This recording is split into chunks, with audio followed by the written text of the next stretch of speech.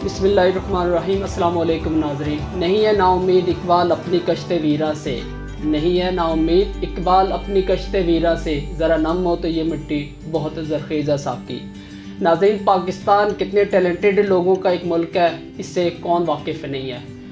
लेकिन बस हमें खामी इसी चीज़ की है कि उस टैलेंट को कैसे ग्रूम किया जाए, उससे कैसे उसके टैलेंट के मुताबिक उसको जस्टिफाई करते हुए वो अपॉर्चुनिटीज़ दी जाएं ताकि वो दुनिया में न सिर्फ अपना बल्कि पाकिस्तान का नाम भी रोशन करे। तो आज हमारे साथ इसी तरह के एक टैलेंटेड स्टार जो वो मौजूद हैं, जिन्होंने ना सिर्फ मैट्रिक क्लास में अपने स्कूल में टॉप किया बल्कि इंटर की क्लास में इन्होंने आई.कॉम में पूरे लाहौर बोर्ड की हिस्ट्री में इन्होंने सबसे ज़्यादा मार्क्स हासिल करते हुए टॉप किया। और उसके बाद इन्होंने CA में भी स्कॉलरशिप हासिल की 1 मिलियन की। तो आज के इंटरव्यू में हमने उनसे पूछना है कि वो कैसे तैयारी करते हैं, उनके जो एजुकेशन में उनका किसका जब वो सबसे ज़्यादा किरदार है, और पाकिस्तान के जो एजुकेशन का जो सिस्टम है उसको वो कैसे एनालाइज करते हैं और उसमें क्या इंप्रूवमेंट की गुंजाइश है उनकी नज़र में।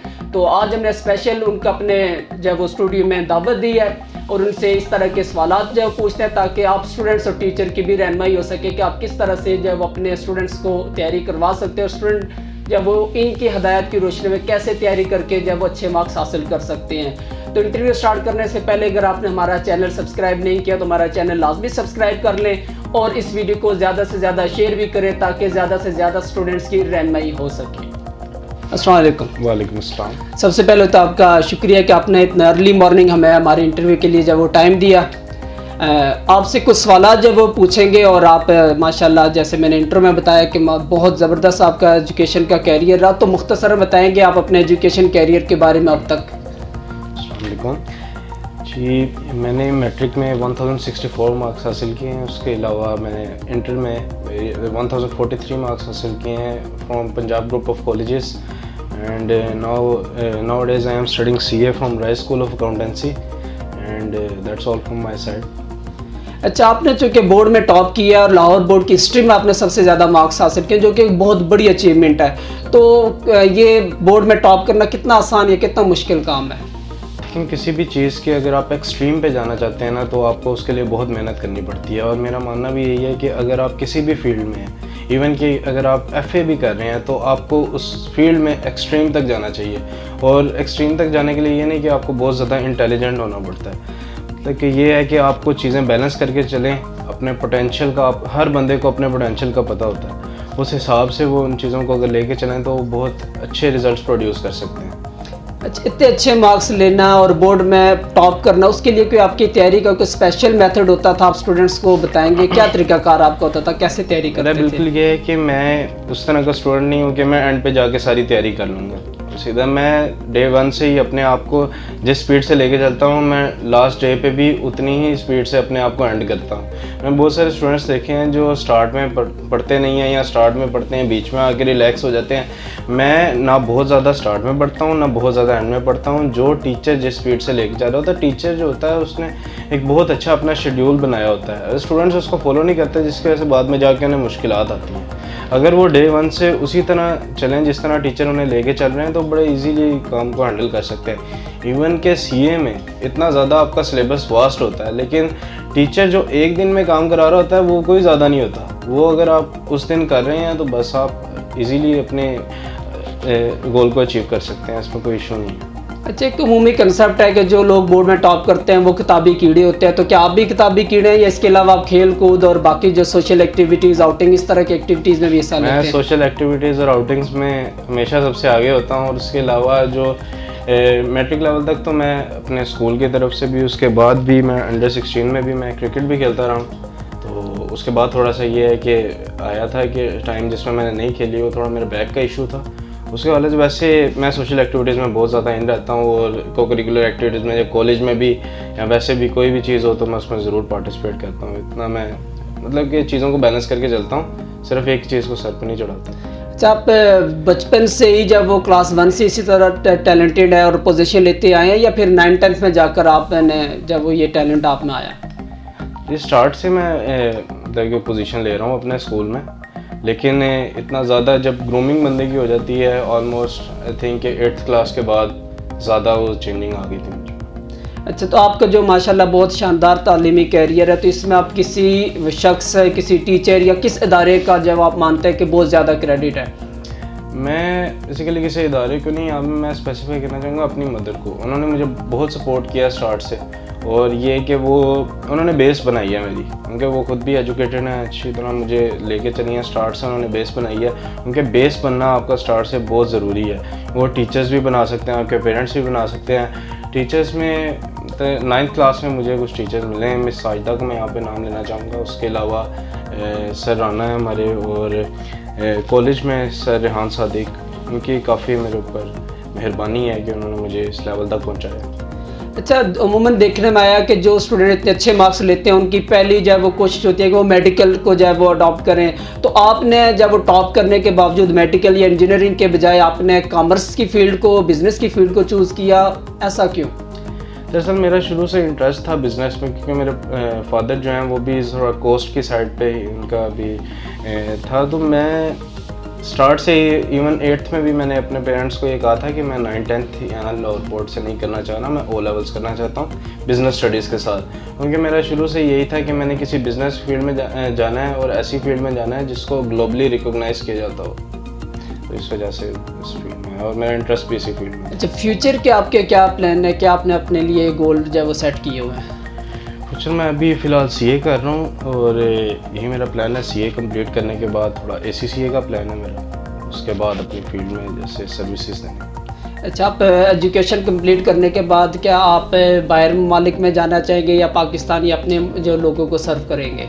इस हवाले से मेरा ये है कि मैं अपनी स्टडीज़ कंप्लीट करके ऑलमोस्ट 2 to 3 ईयर्स एक्सपीरियंस के लिए मैं बाहर जाना चाहता हूँ, और उसके बाद आके मैं सर्व करूँगा अपने, ताकि मुझे उन चीज़ों का भी पता चल जाए और अपने आप को ज़्यादा बेटर तरीके से मैं यहाँ पे सर्विसेज देने के लिए पेश कर सकूँ। अच्छा, हर साल हम देखते हैं कि मैट्रिक में या इंटर में जो लोग, जो स्टूडेंट टॉप करते हैं माशाल्लाह तकरीबन 98% जब वो मार्क्स लेते हैं, लेकिन इसके बावजूद आपकी नज़र में क्या वजह है कि पाकिस्तान में कोई आइंस्टाइन या इस तरह का जब वो नहीं लोग पैदा होते, क्यों?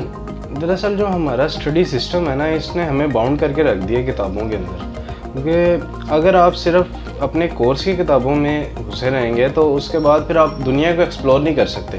वो सिर्फ आपको वही चीज़ें आएंगी जो आप पढ़ रहे हैं, और वो भी एक हद तक बस ये है कि आप उसे क्रैम कर रहे हैं, तो इससे फ़ायदा कोई नहीं है।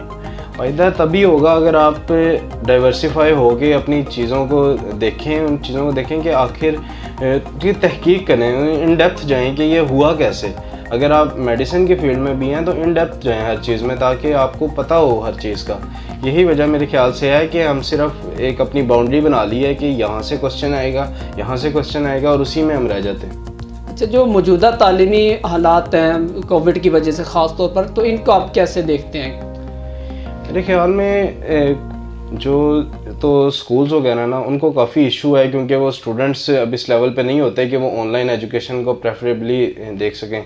लेकिन आई थिंक कि जो यूनिवर्सिटी लेवल पे स्टूडेंट्स हैं उनके लिए थोड़ा एडवांटेज ये है कि उनका टाइम सेव हो जाता है, और वो अच्छे तरीके से कर सकते हैं इन चीज़ों को, ऑनलाइन को अच्छे तरीके से आप देख सकते हैं।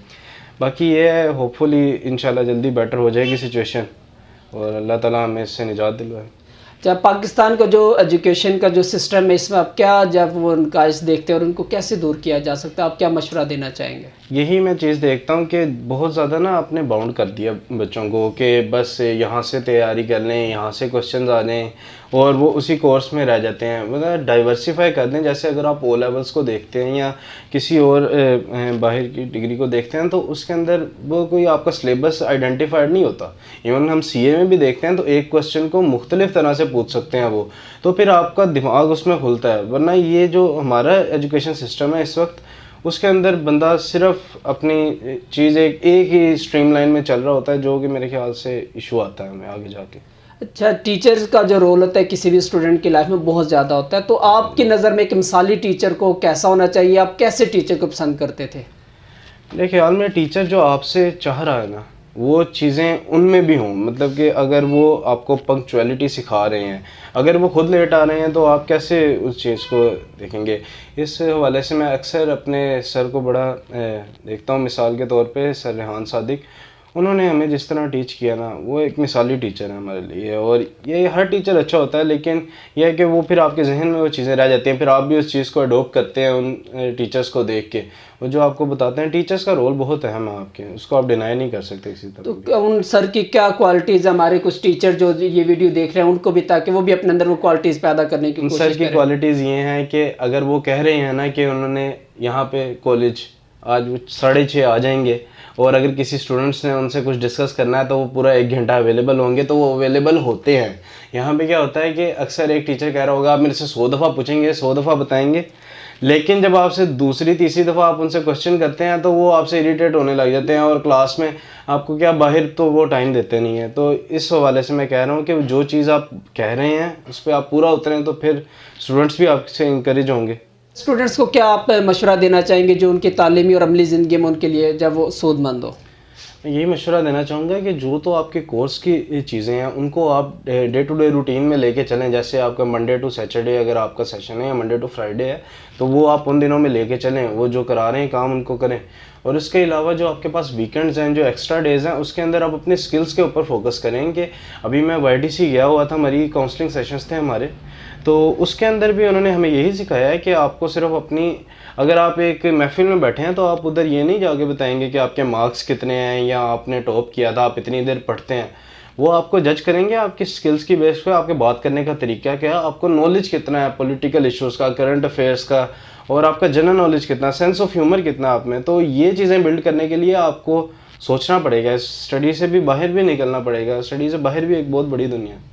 अच्छा, आखिरी क्वेश्चन के पेरेंट्स, चूँकि वो उनका भी बहुत अहम किरदार होता है, तो पेरेंट्स को क्या मशवरा देंगे वो बच्चों की तरबियत कैसे करो? और आजकल जैसे हम देखते हैं कि जो औलाद है, ख़ास तौर पर जो लड़के हैं, वो पेरेंट्स के उतने फरमाबरदार नहीं है जो कि हम पास्ट में देखते हैं, तो इसकी क्या रीज़न है और क्या मशवरा देंगे पेरेंट्स को आप? मेरे ख्याल से जो जनरेशन गैप है इसमें वो ज़्यादा इशू हमारे में आता है कि जो बच्चे जो हैं वो अगर एक बात अपने दोस्त को बता सकते हैं तो बात ऐसी होनी चाहिए कि वो अपने बाप को भी बता सकें। इस तरह का आपके दरमियान कोई जनरेशन गैप नहीं होना चाहिए कि इजीली अगर आप कम्युनिकेट कर सकते हैं अपने पेरेंट्स से, अगर आप हर चीज़ अपने पेरेंट्स को बताते हैं तो आपको कोई इशू ही नहीं रहता। आप अगर चीज़ें अपनी ओपन रखें अपने पेरेंट्स के साथ, तो आपके पेरेंट्स जो हैं उनके पास एक बहुत तजर्बा है, उन्होंने दुनिया देखी होती है। अभी आपने वो सारी चीज़ें एक्सपीरियंस करनी है, अगर वो आपको पहले बता देते हैं तो इसमें आपका ही फ़ायदा। बिल्कुल। थैंक यू, आपने अपना कीमती टाइम दिया और हमारे सवालात का बहुत जब अच्छे तरीके से जवाब दिया। उम्मीद करते हैं हमारे जो स्टूडेंट्स और टीचर या पेरेंट्स जो ये वीडियो देख रहे होंगे, उन्हें ज़रूर जब उनकी रहनुमाई हुई होगी, और स्टूडेंट्स के लिए ख़ास तौर पर मोटिवेशन का जब फैक्टर रहेगा, ताकि वो भी इन जो इन्होंने बताए हैं जो तरीक़ाकार स्टडी का, तो उन स्किल्स को जब वो इम्प्रूव करें और अपने जब वो ना सिर्फ अपने बल्कि अपने फैमिली के लिए भी एक अच्छा जब वो फ्यूचर जो है वो बना सकें। तो नाज़रीन, हमें अगली वीडियो तक के लिए इजाज़त दें। इस वीडियो को लाजमी शेयर कीजिएगा ताकि हमारे इन होनहार स्टूडेंट जो पाकिस्तान का टैलेंट है ये भी दुनिया को नज़र आए और ज़्यादा से ज़्यादा स्टूडेंट्स की रहनुमाई भी हो सके। शुक्रिया, अल्लाह हाफ़िज़।